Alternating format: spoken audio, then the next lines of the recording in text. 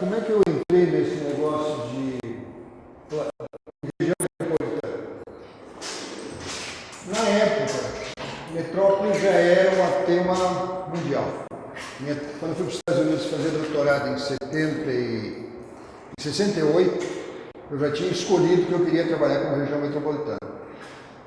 E aí, nesse período, eu voltei, a gente criou o Propur, que eu acho que foi o melhor, mais integrado, mais multidisciplinar dos pós-graduações, e também terminei uma tese de doutorado sobre a região metropolitana de Porto Alegre.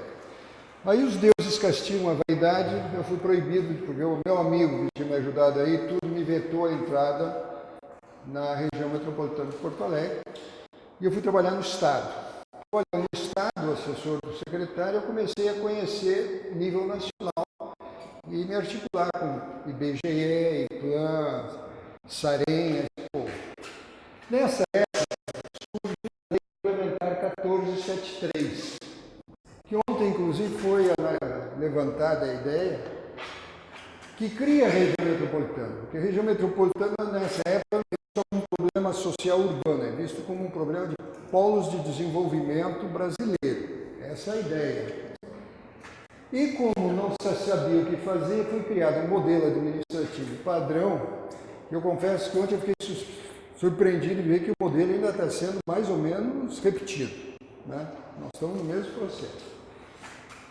E 8 regiões metropolitanas de início, e o Rio de Janeiro foi necessário fazer a fusão do estado da Guanabara com o estado do Rio de Janeiro para poder criar a região metropolitana do Rio de Janeiro.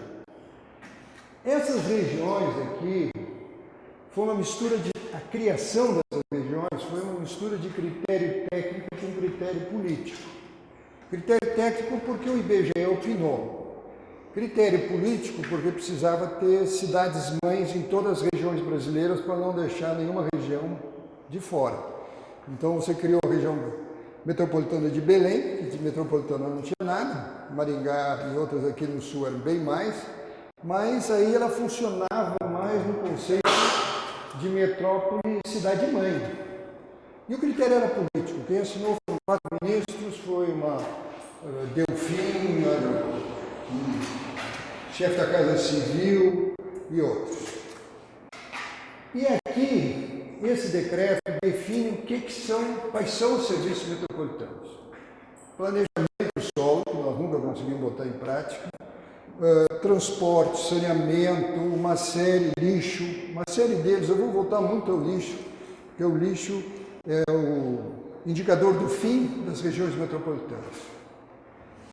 E, a partir disso aqui, se tornou possível algo que hoje nós não podemos fazer, que é programas federais para regiões metropolitanas. Porque como cada região metropolitana tem uma visão, cada estado cria um tipo de região metropolitana, não dá para ter política federal de região metropolitana. Antes disso, é importante que o CERFAL já estava planejando as regiões metropolitanas. O Daniel é famoso, ele produziu 1 metro cúbico de projetos. O metro cúbico é isso aqui. A região metropolitana de Belo Horizonte era a que mais tinha projetos. E todo mundo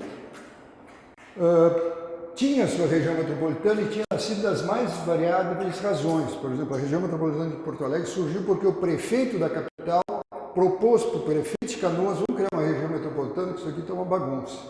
Então, as origens, os estados, muitas vezes chegavam atrasados. Quem criava, às vezes, foram os municípios. E o conceito nós nunca conseguimos definir. Esse problema que está se vivendo hoje é porque hoje não se sabe para que serve a região metropolitana. Tem o conceito da cidade-mãe, que foi adotado aqui. Tem o conceito de conurbação dos Estados Unidos, com o Standard Metropolitan Statistical Area, que é isso que a gente deveria fazer. O número de telefonemas, viagens, empregos, deslocamentos justifica que aquela conurbação seja tratada como uma unidade territorial. Nós nunca fizemos isso e nós acabamos adotando mais tarde a definição das micro-regiões. Tem um R mais hoje.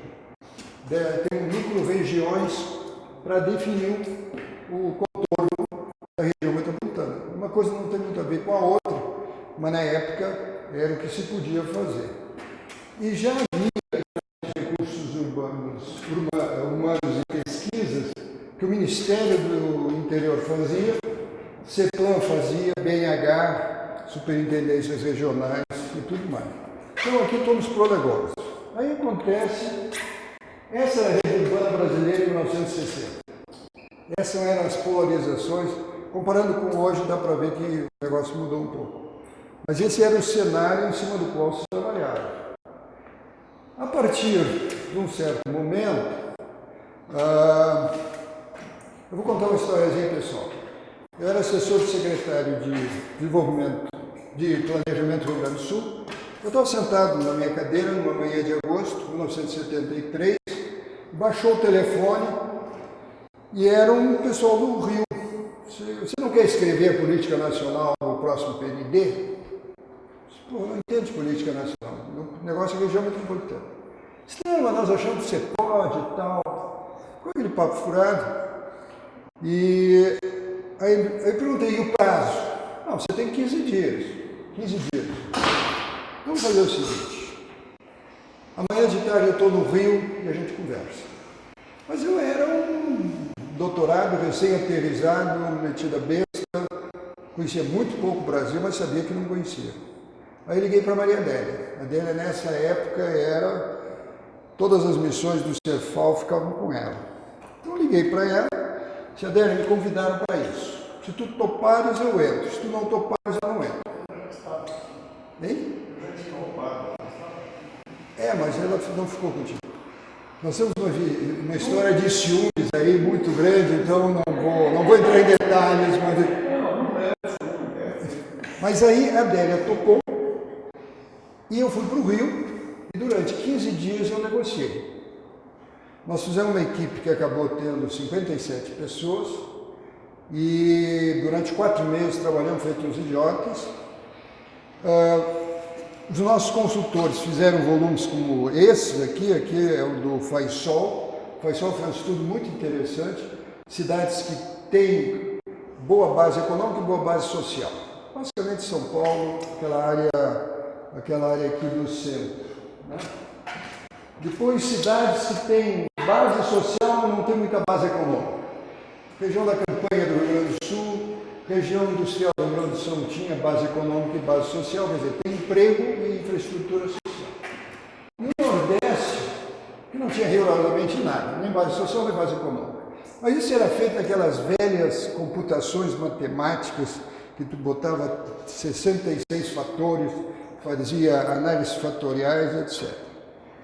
Em síntese, cada um dos consultores era o Flávio Vilaça, o Scaringella, o Sheiva, que fez uma parte de demografia importante. Esse cavalheiro aqui brigou muito conosco, opinou, mas sempre foi legal. E depois, cada região metropolitana fez o seu relatório, para dizer como é que está. Olha, em 120 dias, a Adélia e eu fizemos 2 vezes o Brasil. Dia 23 de dezembro, nós estávamos terminando Manaus e fecharam os voos. Aí eu tive que subornar um cara para poder sair no voo da VASP na época. E esse aqui é o documento original, para esses rapazes jovens aí que só usam computador. Quer dizer, os nossos desenhos eram assim, ó, tá vendo? E era esse o instrumento, isso aqui tudo é datilografado. Quer dizer, cada errinho de datilografia, esse aqui era um dos mais interessantes, era a comparação da população com o emprego.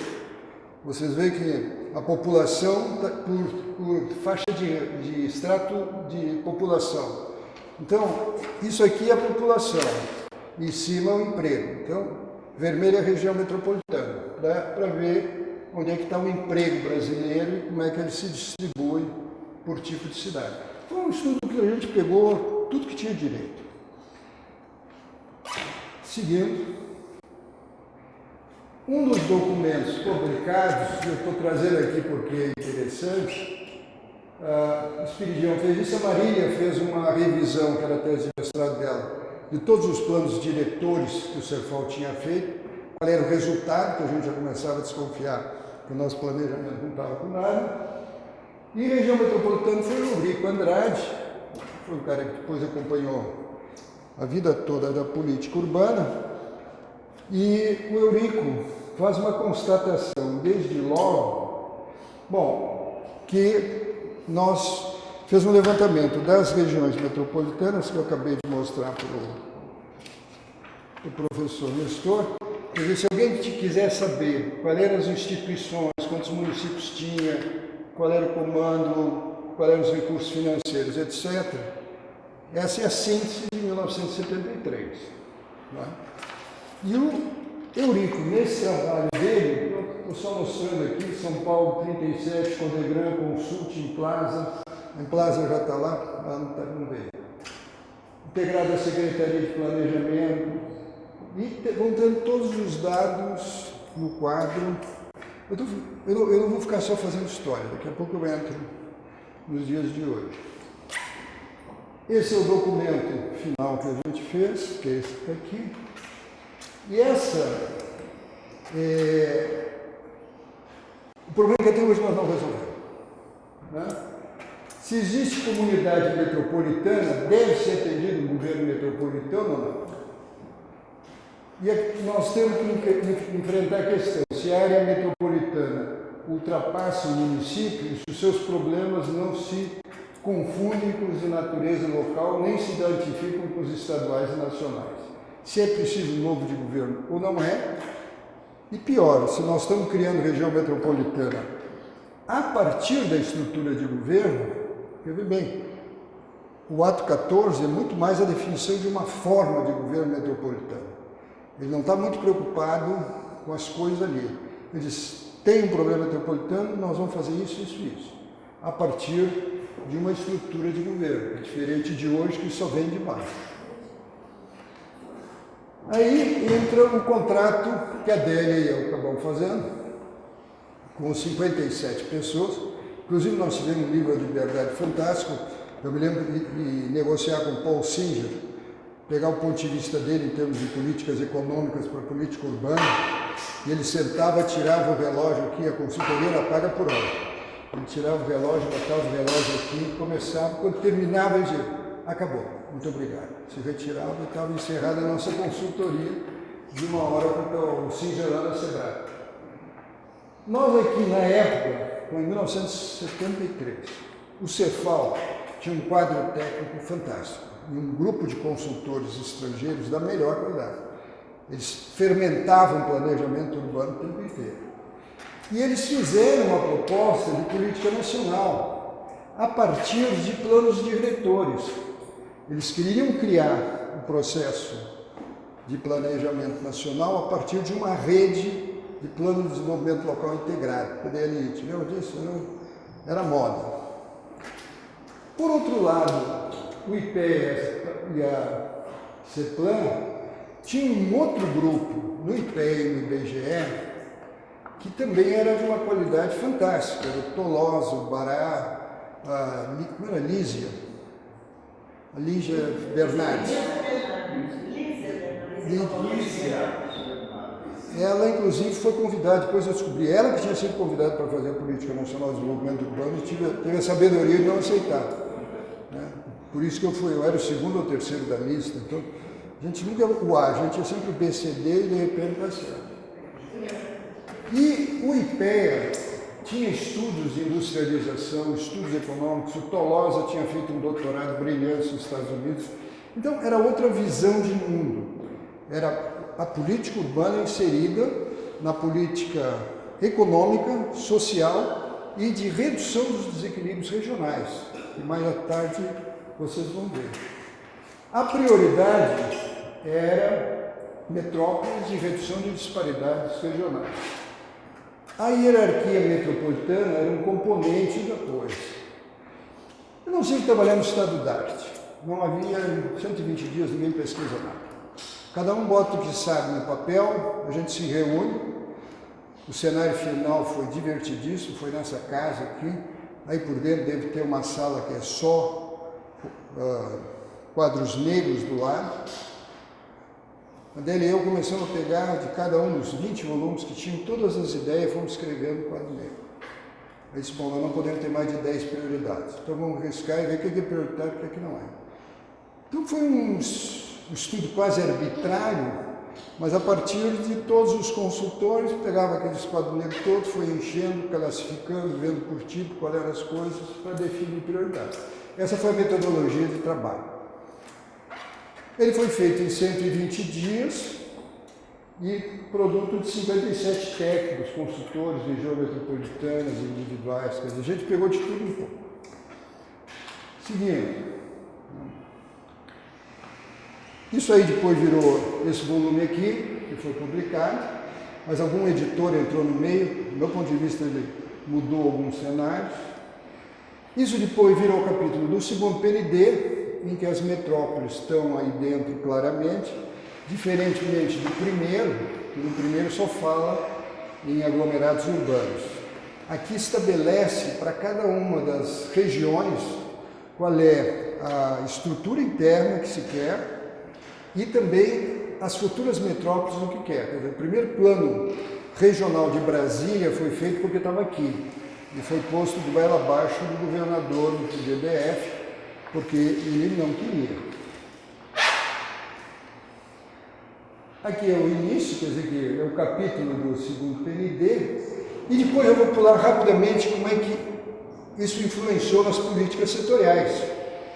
E as políticas setoriais passaram a ser feitas a partir dessas diretrizes.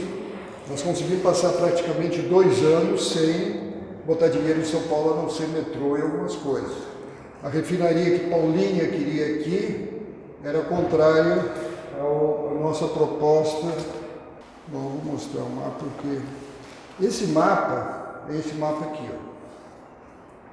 Esse mapa aqui é o mapa do segundo PND, que define para cada região metropolitana, houve áreas que a gente não deveria investir muito, Rio, São Paulo, por região. Então, isso depois foi afetando todos os negócios, mas nós não resolvemos muitas coisas. Ontem tinha alguém de Vitória aqui, Vitória, nós não conseguimos fazer com que o BNH acertasse entre ele mesmo, botar saneamento e habitação na mesma área. Vitória ficou saneamento para o sul e um núcleo habitacional imenso no norte de Vitória. Então, dentro dos próprios órgãos, esse poder dos setores é muito grande. Eu, nessa época, dirigia a Secretaria Executiva e da Comissão Nacional de Política Urbana. A nossa preocupação era ver se integrava o Ministério da Indústria, Comércio, BNH e todo mundo, e também montava um marco legal, que eu vou voltar a isso, para resolver os problemas que pareciam mais prementes. Posso? As pessoas aqui, há poucos paulistas aqui. Você mostrou onde não se investir naquele momento, era São Paulo. São Paulo estava crescendo 450, a grande São Paulo, 450 mil habitantes por ano. Foi quando o Figueiredo Ferraz, que era prefeito, fez uma lei para proibir instalar indústria em São Paulo. Então pode parecer que as coisas dos outros estados estão em São Paulo. Então o pessoal de São Paulo estava pedindo, por favor, quando eu digo isso em palestra, me dizem que eu sou mentiroso. Mas São Paulo crescia por ano. 450 mil? Bom, 450 mil é uma Brasília por ano, é um plano piloto por ano. Aquela era uma Campinas por ano. Então, nós temos que produzir em São Paulo uma Campinas por ano, ou uma Brasília por ano, para pegar 50% que era crescimento migratório e 50% que era crescimento natural. Então, hoje em dia é fácil criticar, inchou, não resolveram os problemas, bando de idiota, incompetentes. Mas só São Paulo, e ainda tinha Rio, todas essas cidades, todo mundo estava crescendo. Era um inchamento, o inchamento era o termo da época. Né? Mas aqui virou uma tragédia. Aqui era uma tragédia, tu não tinha. E se tu investisse mais aqui, aumentava ainda mais a migração. Então nós estamos nós estamos numa situação que nós não tínhamos saído. A situação realmente era muito complicada. Eu fiz questão de dizer isso. Não foi bom ter lembrado. É fundamental. fundamental. Eu tenho muito medo. São Paulo pediu que proibisse a indústria de São Paulo. Eu tenho muito medo de dizer que crescia 450 mil por ano, porque todo mundo acha, pô, chegou, vê se não vai crescer o nariz. Esse cara mente pra caceta. Né? E era um fato da realidade. Estourou todas as. Estourava todo e qualquer. E aqui é interessante porque no fato de tu teres uma estrutura nacional, tu tinha condições de trabalhar muito em tecnologia. Primeiro ônibus elétrico, nós fizemos na época, nós fizemos um ônibus elétrico que foi um primor. Né? Se desenvolveu ônibus melhores que a gente financiava via BNDES para botar o padrão como padrão e não essa carroceria em cima de esse ônibus em cima de carroceria de caminhão, que é o que nós temos até hoje. Né? E aí, então, eu gosto de mostrar isso aqui, porque, por exemplo, o investimento em trens passou 77 daquilo lá para isso. Metrôs, infraestrutura. A única coisa que cresceu muito foi a dívida da empresa, porque esses trens são os trens que hoje estão no Recife, estão em Belo Horizonte, estão no Rio e estão em Porto Alegre. Quer dizer, nessa época, a preocupação com o transporte público e a boa gestão, também vou parecer mentiroso aí para a Jovem Guarda, mas o Rio de Janeiro transportava 1 milhão de passageiros dia por trem, só. Depois de que resolveu fazer o serviço de trem funcionar. Hoje não está levando 300 mil. Né? Então, havia uma política muito clara que oscilava. Isso aqui, esses trens aqui, a partir daqui, é porque entrou o Delfim. Saiu o Carlos Richibitter, entrou o Delfim, e eu sabia que o Delfim uma vez tinha me dito, quando ele era embaixador na França, que o problema urbano no Brasil não tem solução. Isso aqui é um grande faroeste, esquece isso. Eu queria treinar recursos humanos para a administração da coisa pública. Quando ele entrou, eu sabia, eu era presidente da IBTU, eu sabia que ele não ia mais dar um tostão para o transporte urbano, mas ele queria rolar dívida, ele estava mal.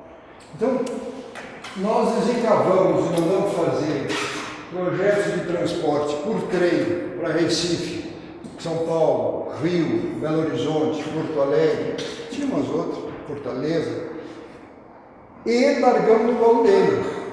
Não teve dúvidas, ele foi à Europa, em 3 meses, ele literalmente, ele telefonou para o ministro e avisou, me manda alguém para assinar aqui que eu estou fechando 360 milhões para fazer o trem do Recife. Então, em 48 horas, chegou o representante do IBTU em Berlim, para fechar, Berlim e Londres, foi alemão, para fechar os trens. Mas isso tudo é porque tu tinha uma estratégia e que dentro do momento econômico, empréstimo externo para trem era negócio. Que para a política urbana não ia sobrar mais nada. Isso que nós tínhamos receita vinculada. Nós já tínhamos conseguido meter a mão no dinheiro no transporte. Se eu estiver falando demais, você faz assim, manda baixar um pouco. Aqui é um exemplo de um plano da época, 1980. Esse quadro também é confuso. Agora, quando eu baixo aqui, eu vejo que havia recursos para tudo. Trem de subúrbio, metrô, transporte hidroviário, estudos e projetos, os corredores estruturais, linha vermelha, centro-sul, quer dizer, se isso aí é de 1980, hoje quando tu está fazendo, tu está com 80, uns 30 anos de atraso em relação a isso. Havia os anéis, acessos de anéis viários, havia frota de transporte público, a gente estava tentando reorganizar, financiar, treinar motorista, todo esse cuidado da coisa, vias urbanas e metropolitanas, sinalização e ciclovias. Isso tudo tinha uma visão metropolitana da coisa, não eram os municípios ou as entidades fazendo. Para cada uma das regiões tem isso. Eu só trouxe essa porque é mais simples. Bom, quais eram as questões centrais da época? Primeiro, segundo o PND, territorialidade da rede urbana, da metrópole e a multidisciplinar. Na época, professores como Edgar Greff e o pessoal de Brasília entraram a pau para cima dessa história de PhD, mestre e multidisciplinaridade. Eu tenho o texto do Greff, ninguém me contou, em que ele defende a ideia que o arquiteto tem que ser uma prima donna. O termo é isso, prima donna, estilo Lúcio Costa, estilo quem fazia cidades inteiras. Então essa história de botar arquiteto tem que trabalhar como geógrafo, economista, advogado, é frescura. Isso não existe. O arquiteto é, per natura, um gênio. Isso aqui, essa linha de pensamento, conflitava integralmente com a visão multidisciplinar que a gente tinha adotado. Nós estávamos trabalhando com o pessoal de transporte, economista, pessoal de demografia, Lísia Bernardes, aquele povo todo, Faisal, etc. Segundo, ao final de 6 meses sentado, bom, depois que eu terminei o trabalho, eu fiquei 6 meses esperando que alguém me ligasse. Ninguém me ligou. Então, todo mundo que tinha trabalhado, os 57, ligava, pô, a gente fez todo aquele esforço, não deu nada. Não deu nada. E agora não deu nada. Aí, em julho, me ligam, dá para tu vir a Brasília conversar? Eu disse, tudo bom. Quer coordenar a implantação? Pô, maluco de pedra, 33 anos, top, vamos embora. E aí, isso foi em julho. Em dezembro, minha mulher, obviamente, foi tirar férias no sul com os filhos. E eu comecei a descobrir que eu não tinha conseguido nada, porque eu não tinha dinheiro. Aí, eu descobri que o pessoal dos transportes estava criando um Fundo Nacional de Transporte Urbano. Como eles estavam criando, eu entrei de carona e fiquei com 25%. É aí que é criado o Fundo Nacional de Desenvolvimento Urbano, que tem 25% para desenvolvimento urbano e 75% para transporte. Para ter uma ideia do que é isso, em 82, o orçamento da IBTU era 1 bilhão e 200 milhões de dólares, que naquela época, moeda da época, não é moeda atualizada.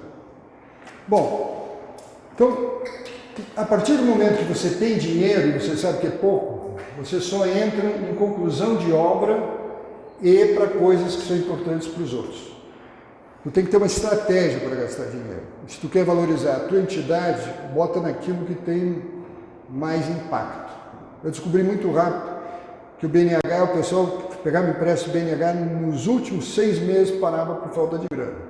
Então era ali que a gente tinha que entrar, criar um programa de centros sociais urbanos, e nós não podíamos, região metropolitana era um termo que estava legalmente só as que tivessem indicada no 14, o Decreto-Lei 14, que eram 9.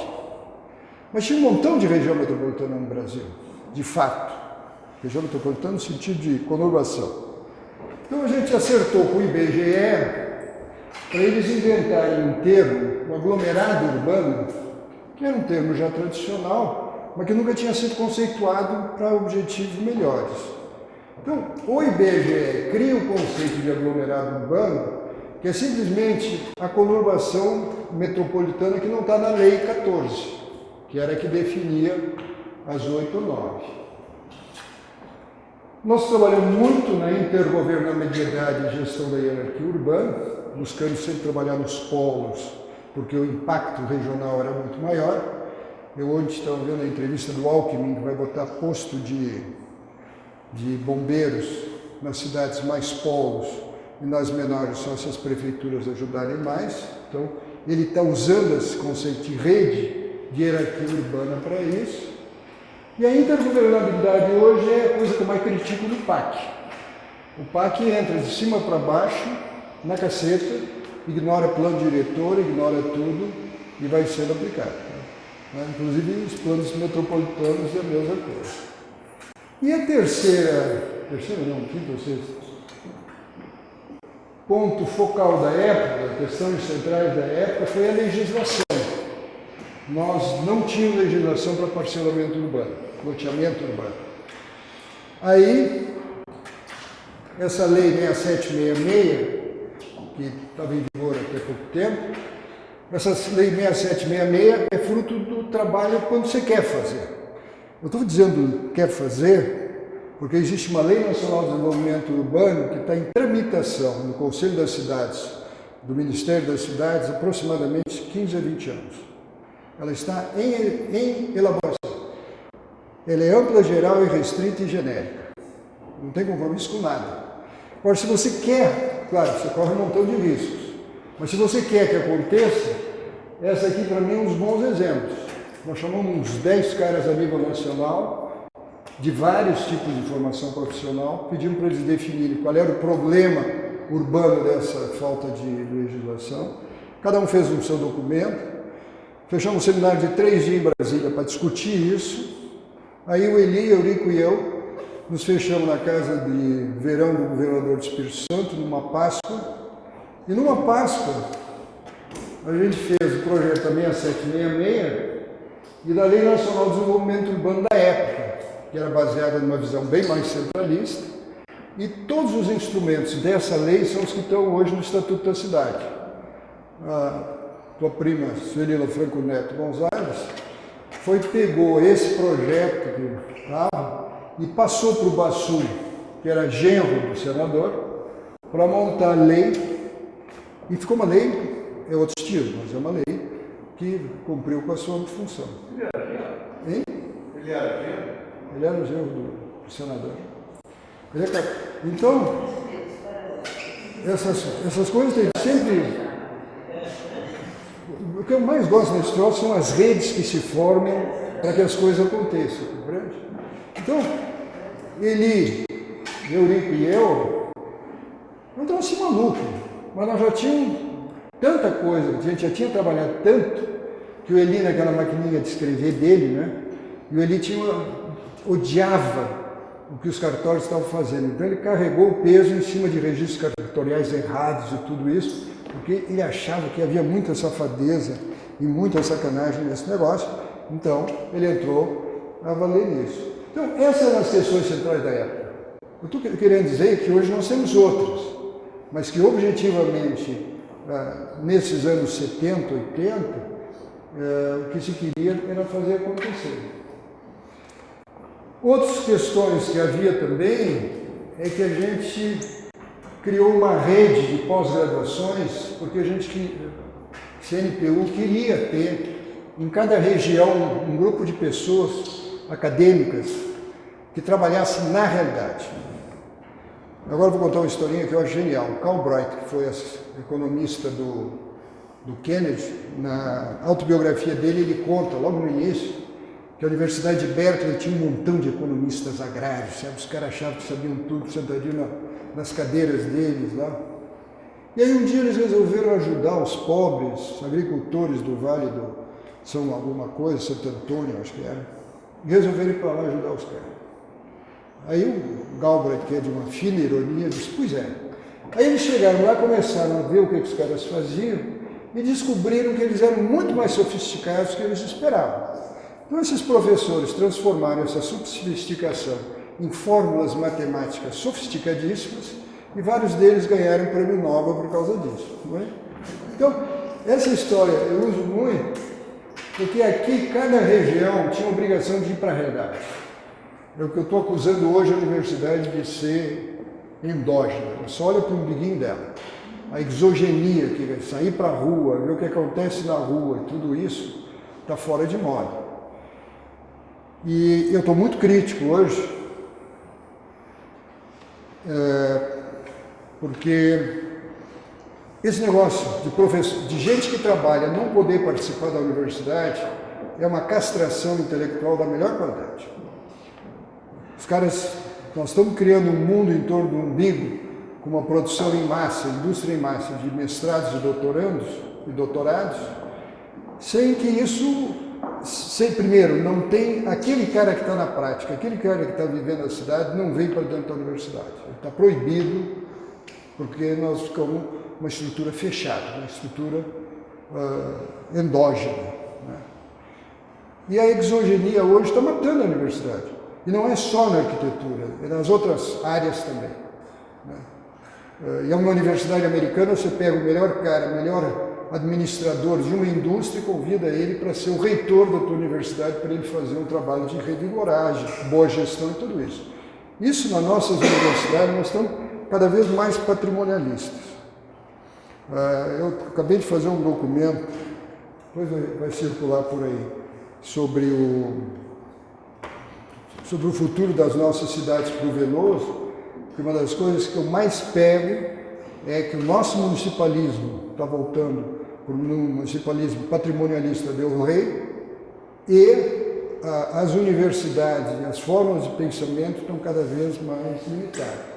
Então, essas pós-graduações foram criados em Brasília, tinha ensino à distância nessas pós-graduações, Sueli lembra ela no telefone, dando consulta para os técnicos no interior de Pernambuco, ensino à distância, nessa época não tinha internet, não nada, nós estamos na máquina de datilografar e telefone.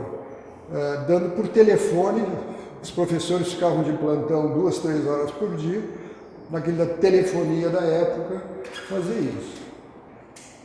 Essas áreas aqui tinham muita pesquisa e muito estudo. Tu não tomava... o programa de Cidade Esporte Média Nacional, que imitou muito o de São Paulo, que a Adélia, com o Jorge Wilhelm era secretário aqui, foi feito pelo Rochefort e a Helena Bica, que foram para lá, se juntaram com os nossos técnicos, e aí foi construído o projeto. Então a gente não tinha medo nenhum de chamar quem quer que seja para fazer o que quer que seja. E não havia restrição ideológica. Quer dizer, o Veloso assinava embaixo de todo mundo. No dia que, hoje, quando eu falo que o Paul Singer foi meu consultor para a política urbana nacional, os caras acham que eu bebi. Mas havia liberdade absoluta de você contratar quem você quisesse para trabalhar. E depois, os programas setoriais de investimento metropolitano, as regiões começaram a conseguir ter algum poder sobre isso. Foi muito fraco, deveria ter sido mais. Mas o BNH finalmente funcionou.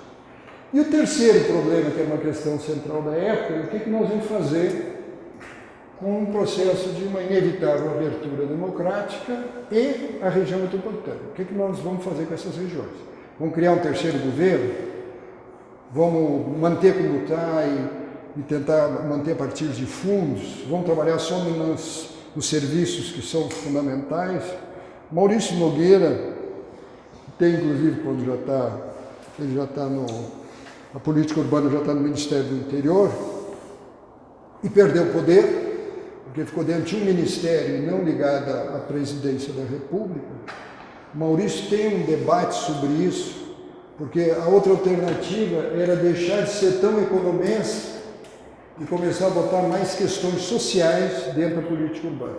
Então haviam várias alternativas, mas esse era um debate até que entra o movimento da reforma urbana.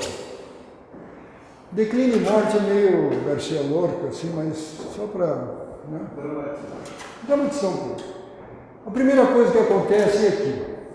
Quando Marilena Chauí vem com aquela famosa frase, os vocabulários que os planejadores usam é para que o povo não possa entender. Temos que parar de usar palavras muito complicadas. Como se tu pudesse usar só palavrinhas simples para descrever fenômenos mais complexos. O movimento da reforma agrária era contra o plano diretor, era contra a metrópole, era contra a gestão técnica de elites. E aí então criou um problema de assembleísmo versus gestão técnica, que até hoje nós estamos entrando num terceiro ciclo, eu acho. Mas até hoje é o grande problema. Eu não sei se vocês leram o último livro que o Ministério das Cidades contratou para fazer a avaliação dos planos diretores, em que ele diz simplesmente não dá para fazer nada por isso. Então esses caras aí, eles têm essa mania de ser técnico, de ser isso aí, quem tem que decidir é o povo reunido. E onde se viu bem que o povo reunido normalmente são pequenos grupos de interesse, ONG, raramente tem uma visão mais a longo prazo, é muito umbilical. Eu participei muito de processo participativo do plano diretor de Brasília e cada comunidade está pensando no dela e não quer nem saber do resto da cidade, o resto da cidade que se lasca. Só para um comentário, nessa época foram muito financiados estudos para saber o que são os serviços urbanos metropolitanos. Esse aqui eu acho que é um dos melhores deles, foi feito pelo Maurício, que morreu, mas ele tenta, trabalhando em toda a história e evolução da cidade, definir o que é o serviço metropolitano.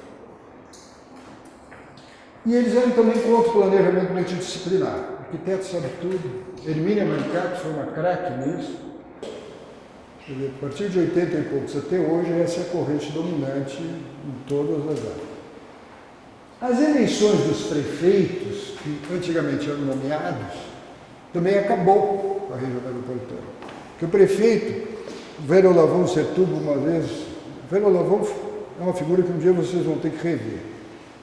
A primeira pessoa que botou tecnologia nova no transporte urbano foi Olavo Setúbal. Ele vinha do banco porque ele usava tecnologia, chamou os Scaringella, disse, olha, vamos resolver esse negócio. Aí foi feita uma conspiração, os ingleses queriam um preço muito alto para botar esses sensores de rua que alimentam o computador central para arrumar o horário das sinais, para facilitar, aumentar a fluidez, né? Moral da história, CT fez um projeto, EBTU fez um concurso nacional e nós começamos a produzir, os ingleses ficaram uma onça, porque também nós roubamos tecnologia deles para cacete. Mas não importa. O Olavão foi o cara que botou computarização, tecnologia avançada na gestão da cidade. E uma vez eu fui almoçar com ele e ele disse, qual é a primeira coisa que o prefeito de capital tem que decidir? Não sei, se ele quer ser governador ou não. Porque se ele quer ser governador, ele faz assim. Se ele não quer ser governador, eu decidi muito tarde. Não vou poder ser governador. Perdi a minha oportunidade. Então, essa eleição dos prefeitos de capital criou um desequilíbrio no cenário interno político das metrópoles, que foi o primeiro fator para acabar. E aí acabaram os planos técnicos também, para funções metropolitanas. E os prefeitos começaram a achar que tinham que defender mais seu município. O plano do lixo acabou no Recife, porque o prefeito disse que por aqui não passa lixo de nenhum outro município. E no Rio de Janeiro, o plano do lixo também, metropolitano, era de boa qualidade, não foi posto em prática, porque o meu particular amigo Moreira Franco declarou que em Niterói não passa lixo de mais ninguém. Vocês estão achando que isso aqui é o quê? Moral da história, todos os planos metropolitanos que exigem uma integração morreram. Isso aqui descambou, isso é o início do fim da metrópole. Ela acaba definitivamente na Constituição de 88, que é de municipalismo total. E só por que eu sou contra o municipalismo total, hoje as empresas de ônibus dominam todos os prefeitos nacionais. Porque um prefeito entra para ser eleito por 4 anos. Ele tem que ter caixa para se eleger, caixa para se manter e caixa para sobreviver. Caixa significa dinheiro na hora, a qualquer momento. Sem carinho. TF, por fora. Né? E precisa de ônibus para levar eleitor. Então, um governador, uma vez conversando com ele, do poder desses caras, esses caras são os únicos, se eu precisar de 250 mil agora, em meia hora está na minha caixa. Então, isso desequilibrou, o município não tem poder para enfrentar o sistema de concessões. Esse negócio que eu estou falando Veloso, eu não tenho menor otimismo que o sistema de transportes vai dar. Porque ninguém conhece a cadeia produtiva do sistema de transportes. Ninguém está a fim de entrar nessa cadeia produtiva e nela intervir para acontecer. Então, fica o falecido, né, dizendo, vou dar transporte livre para todo mundo. Mas você não roubalheira completa. O que se rouba hoje com os cartões de trânsito, com o problema de meia passagem, tudo isso, é um fenômeno. Isso acontece no lixo também, acontece no saneamento.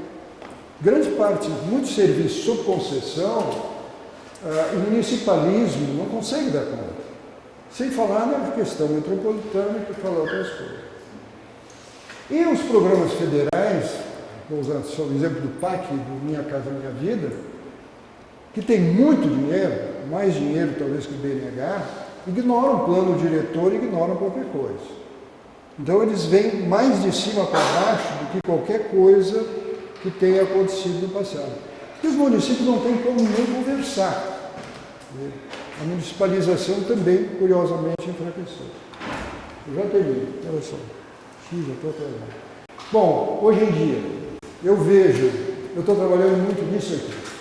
Para mim, o foco e a governança e a cidadania vão ser os elementos importantes.